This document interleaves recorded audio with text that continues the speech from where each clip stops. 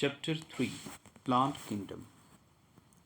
In the previous chapter, we looked at broad classification of living organisms under the system proposed by Whitaker 1969, wherein he suggested the five kingdom classification with Monera, Protista, Fungi, Animalia, and Plantae. In this chapter, we will deal in detail with further classification within kingdom Plantae, popularly known as the plant kingdom. We must stress here that our understanding of the plant kingdom has changed over time. Fungi and the members of Monera and Protista having cell walls have now been excluded from Plantae, though earlier classifications placed them in the same kingdom. So, the cyanobacteria, that are also referred to as blue-green algae, are not algae anymore. In this chapter, we will describe algae, bryophytes, pteridophytes, gymnosperms, and angiosperms under Plantae. Let's also look at classification within angiosperms to understand some of the concerns that influence the classification systems. The earliest systems of classification used only gross superficial morphological characters such as habit, color, number and shape of leaves, etc. They were based mainly on vegetative characters or on the Androecium structure system given by Linnaeus.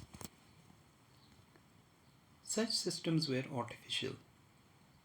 They separated the closely related species since they were based on a few characteristics. Also,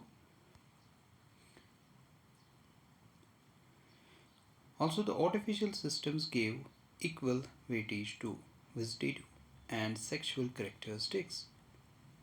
This is not acceptable since we know that often the vegetative characters are more easily affected by environment. As against this, natural classification systems developed, which were based on natural affinities among the organisms and consider not only the external features but also internal features like ultrastructure, anatomy, embryology, and phytochemistry.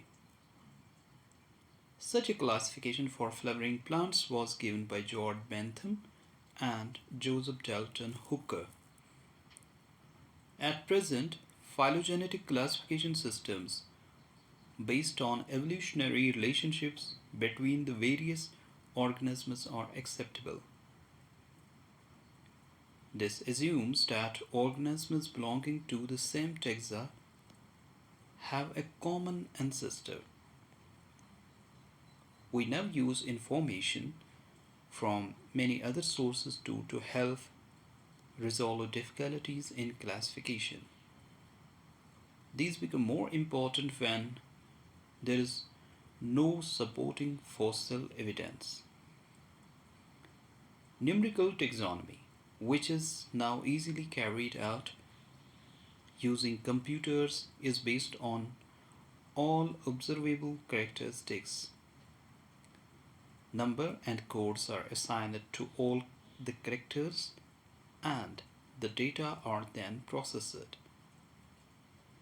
In this way, each character is given equal importance, and at the same time, hundreds of characters can be considered. Cytotaxonomy, that is based on cytological information like chromosome number, structure, behavior, and chemotaxonomy, that uses the chemical constituents of the plant to resolve confusions are also used by taxonomists these days.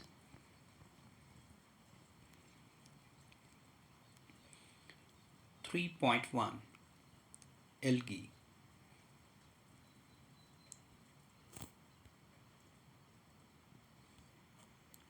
Algae are chlorophyll-bearing simple thalide autotrophic and largely aquatic, both freshwater and marine organisms. They occur in a variety of other habitats, moist stones, soils, and wood. Some of them also occur in association with fungi, lichen, and animals, for example on sloth bear. The form and size of algae is highly variable, ranging from colonial forms like volvox and filamentous forms like Ulothrix and Spirogyra. Refer to Figure 3.1 on page 25 of your textbook. A few of the marine forms, such as kelps, form massive plant bodies. The algae reproduce by vegetative, asexual, and sexual methods. Vegetative reproduction is by fragmentation. Each fragment develops into ethers. Asexual reproduction is by the production of different types of spores, the most common being the zoospores. They are flagellated, motile, and on germination give rise to new plants. Sexual reproduction takes place through fusion of two gametes. These gametes can be flagellated and similar in size, as in Ulothrix, are non-flagellated, non-motile, but similar in size, as in Spirogyra. Such a reproduction is called isogamous. Fusion of two gametes dissimilar in size, as in species of Eudorina,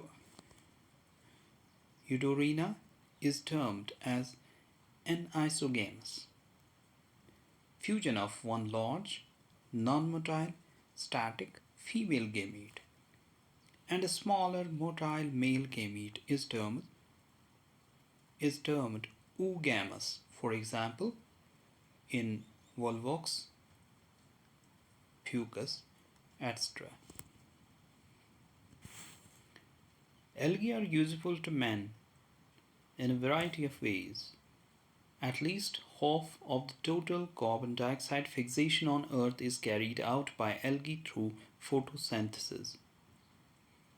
Being photosynthetic, they increase the level of dissolved oxygen in their immediate environment.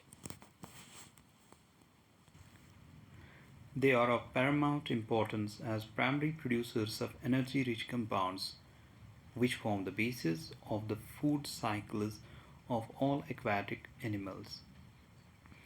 Many species of Porphyra, Laminaria, and Sargassum are among the 70 species of marine algae used as food. Certain marine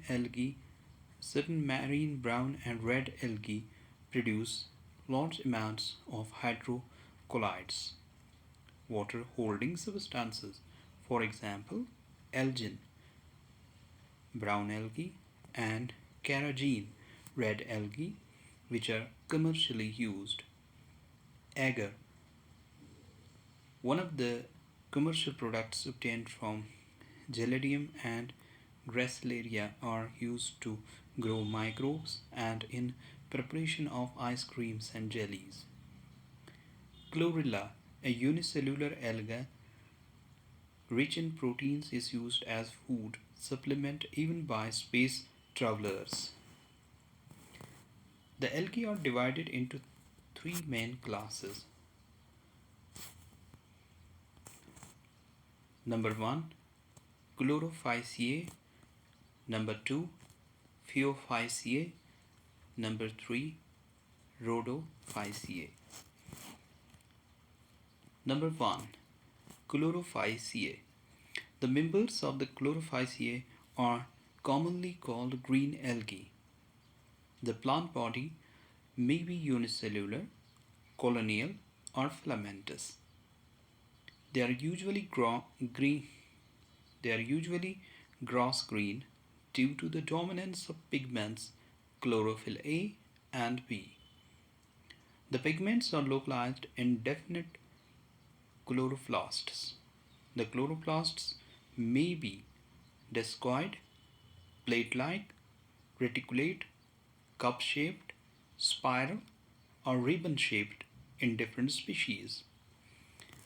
Most of the members have one or more storage bodies called paranoids located in the chloroplasts. Paranoids contain protein based besides Paranoids contain protein besides starch. Some algae may store food in the form of oil droplets. Green algae usually have a rigid cell wall made up of an inner layer of cellulose and an outer layer of lactose. Vegetative reproduction usually takes place by fragmentation or by formation of different types of spores. Asexual reproduction is by flagellated zoospores produced in zoosporangia. The sexual reproduction shows considerable variation in the type and formation of sex cells, and it may be isogamous, anisogamous, or oogamous. Some commonly found green algae are Chlamydomonas, Volvox, Ulothrix, Spirogyra, Cara. Please refer to the figure 3.1. Number 2. Phaeophyceae. The members of Phaeophyceae or brown algae are found primarily in marine habitats. They show great variation in size and form. They range from simple branched filamentous forms, for example ectocorpus, to profusely branched forms as represented by calpus, which may reach a height of 100 meters. They possess chlorophyll A, C, carotenoids, and xanthophylls. They vary in color from olive green to various shades of brown depending upon the amount of chlorophyll pigment, phaeoxanthin, present in them. Food is stored as complex carbohydrates, which may be in the form of laminarin or mannitol. The vegetative cells have a cellulosic wall usually covered on the outside by a gelatinous coating of algin. The protoplast contains, in addition to plastids, a centrally located vacuole and nucleus. The plant body is usually attached to the substratum by a holdfast and a stalk, the stipe, and leaf-like photosynthetic organ, the front. Vegetative reproduction takes place by fragmentation. Asexual reproduction in most brown algae is by biflagellate zoospores that are pear-shaped and have two unequal laterally attached flagella. Sexual reproduction may be isogamous, anisogamous, or oogamous. Union of gametes may take place in water or within the oogonium in case of oogamous species. The gametes are piriform, pear-shaped, and bear two laterally attached flagella. The common forms are Ectocorpus, Dictyoita, laminaria, sargassum, and fucus. Refer to figure number 3.1. Rhodophyceae. The members of Rhodophyceae are commonly called red algae because of the predominance of the red pigment or phycoerythrin in their body. Majority of the red algae are marine, with greater concentrations found in the warmer areas. They occur in both well-lighted regions close to the surface of water and also at great depths in oceans where relatively little light penetrates. The red thalli of most of the red algae are multicellular. Some of them have complex body organization. The food is stored as Floridian starch, which is very similar to amylopectin and glycogen in structure. The red algae usually reproduce vegetatively by fragmentation. They reproduce asexually by non-motile spores and sexually by non-motile gametes. Sexual reproduction is oogamous and accompanied by complex post-fertilization developments. The common members are Polysiphonia, Porphyra, Gracilaria, and Giladium. 3.2 Bryophytes. Bryophytes include the various mosses and liverworts that are found commonly growing in moist shaded areas in the hills. Please refer to the figure 3.2. Bryophytes are also called amphibians of plant kingdom because these plants can live in soil but are dependent on water for sexual reproduction.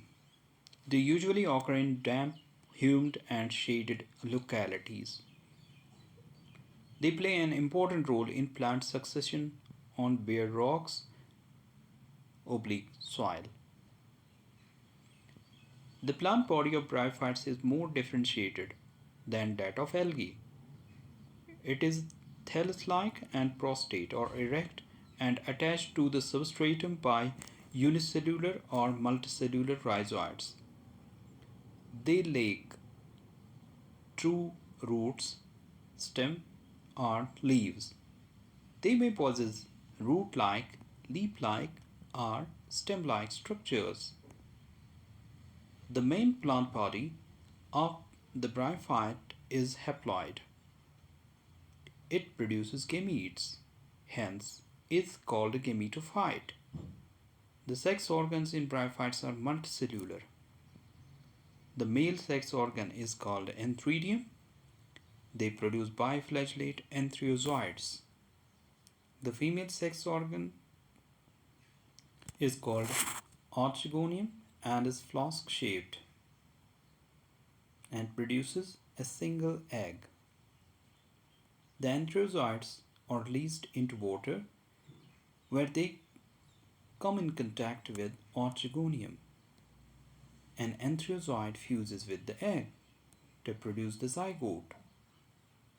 Zygotes do not undergo reduction diffusion immediately, but they produce a multicellular body called a sporophyte. The sporophyte is not free living, but it is attached to the photosynthetic gametophyte and derives nourishment from it.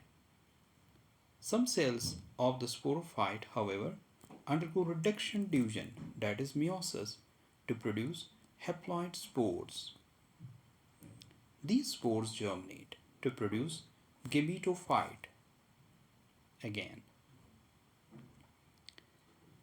Bryophytes in general are of little economic importance, but some mosses provide food for herbaceous mammals, birds, and other animals.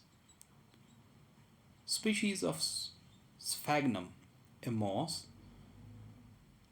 provide feet that have long been used as fuel and as packing material for transshipment of living material because of their capacity to hold water. Mosses, along with lichens, are the first organisms to colonize rocks and hence are of great ecological importance. They decompose rocks, making the substrate suitable for the growth of higher plants. Since mosses form dense mats on the soil, they reduce the impact of falling rain and prevent soil erosion. The bryophytes are divided into liverworts and mosses.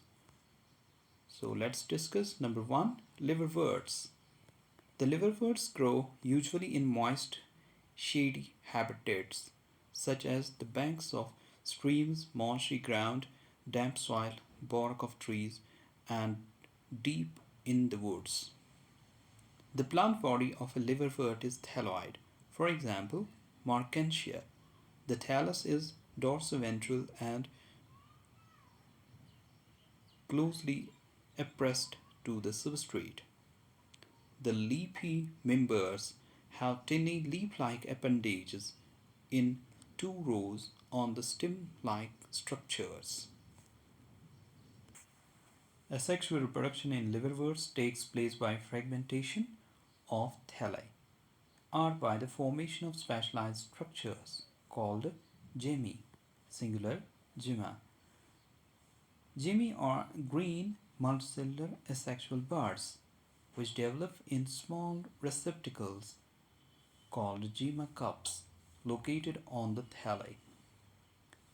The gemi become detached from the parent body and germinate to form new individuals. During sexual reproduction, male and female sex organs are produced either on the same or on different thalli. The sporophyte is differentiated into a foot, seta, and capsule. After meiosis, spores are produced within the capsule.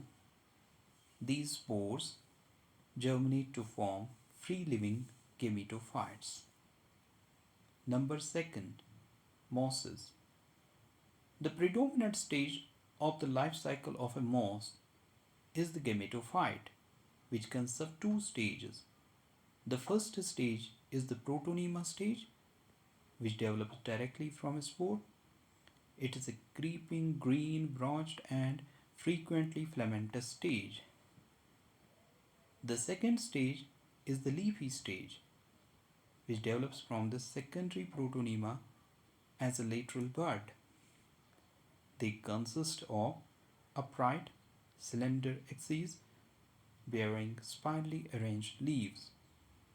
They are attached to the soil through multicellular and branched rhizoids. This stage bears the sex organs. Vegetative reproduction in mosses is by fragmentation and budding in the secondary protonema. In sexual reproduction, the sex organs antheridia and archegonia are produced at the apex of the leafy shoots. After fertilization, the zygote develops into a sporophyte consisting of a foot, seta, and capsule. The sporophyte in mosses is more elaborate than that in liverworts. The capsule contains spores. Spores are formed after meiosis. The mosses have an elaborate mechanism of spore dispersal. Common examples of mosses are Funaria, Polytrichium, and Sphagnum. Please refer to figure 3.2. 3.3 Pteridophytes. The pteridophytes include horsetails, and ferns. Pteridophytes are used for medicinal purposes and as soil binders. They are also frequently grown as ornamentals. Evolutionarily, they are the first terrestrial plants to possess vascular tissues, xylem and phloem. The pteridophytes are found in cool, damp, shady places, though some may flourish well in sandy soil conditions. You may recall that in bryophytes, the dominant phase in the life cycle is the gametophytic plant body. However, in pteridophytes, the main plant body is a sporophyte, which is differentiated into true root, stem, and leaves. Refer to figure 3.3 on page 31 of your textbook, showing the pteridophytes Selaginella, Equisteum, Fern, and Salvinia.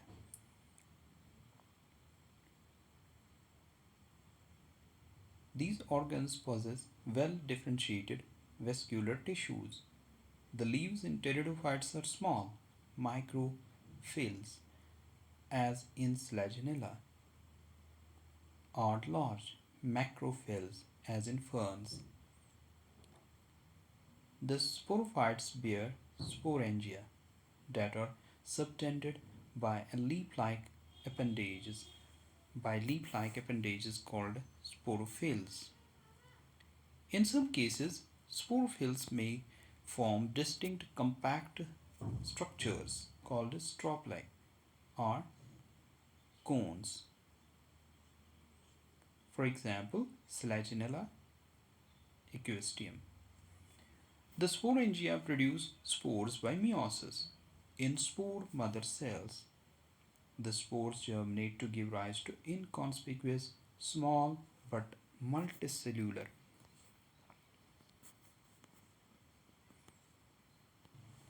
free-living, mostly photosynthetic thalloid gametophytes called prothallus. These gametophytes require cool, damp, sandy, shady places to grow.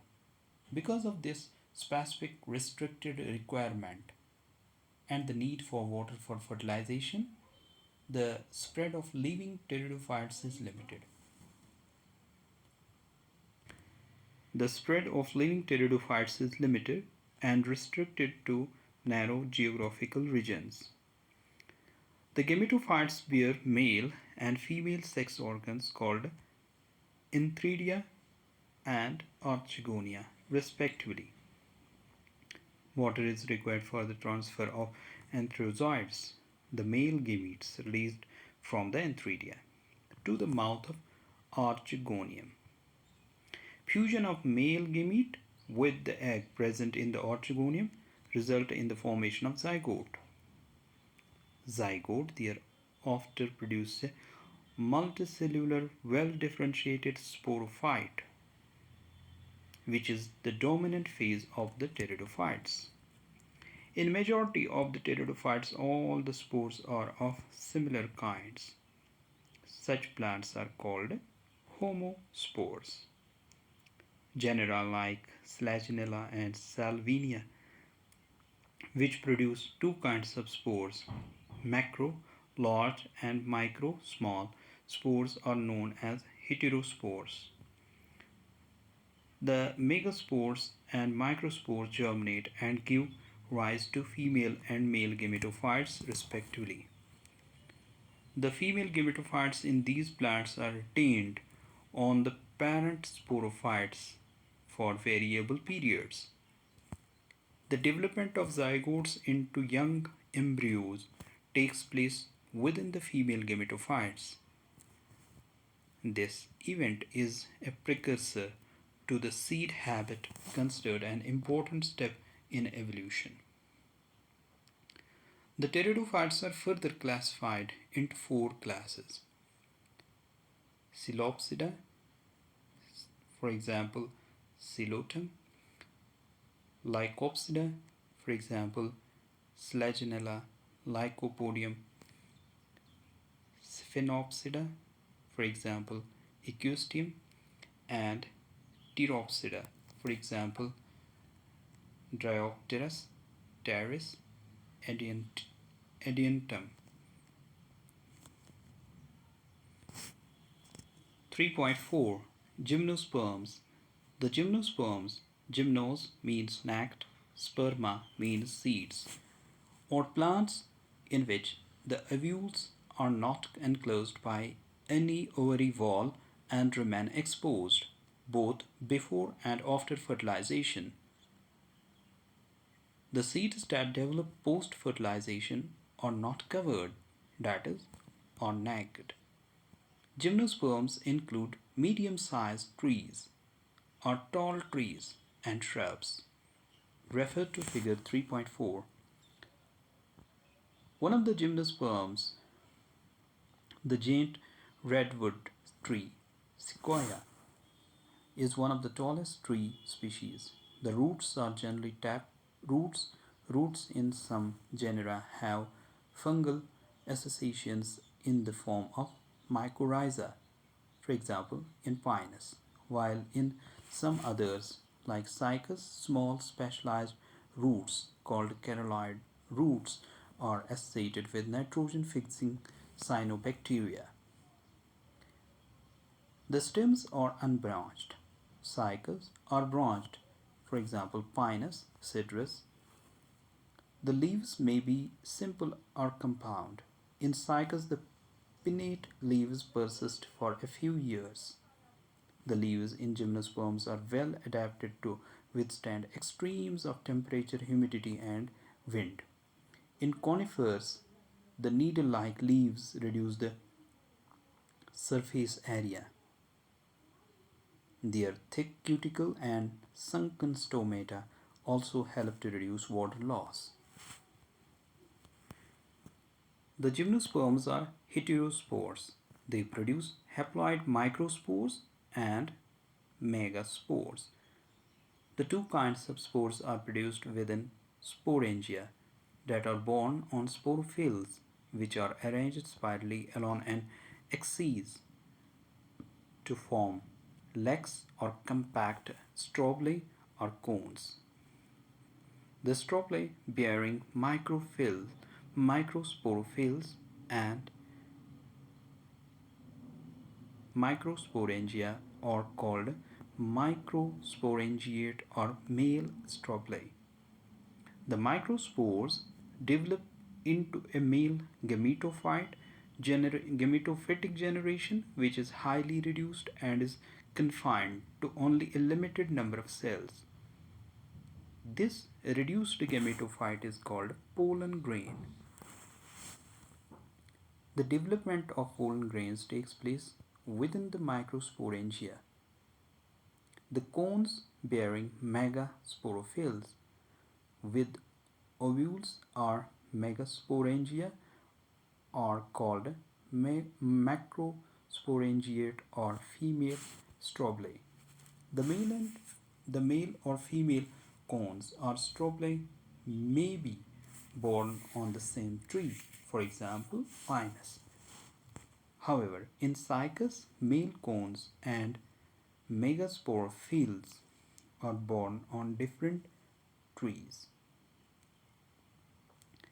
The megaspore mother cell is differentiated from one of the cells of the nucellus. The nucellus is protected by envelopes and the composite structure is called an ovule. The ovules are borne on megasporophylls which may be clustered to form the female cones.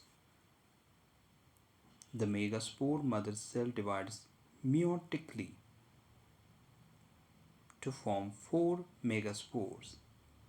One of the megaspores enclosed within the megasporangium develops into a multicellular female gametophyte that bears two or more archegonia or female sex organs.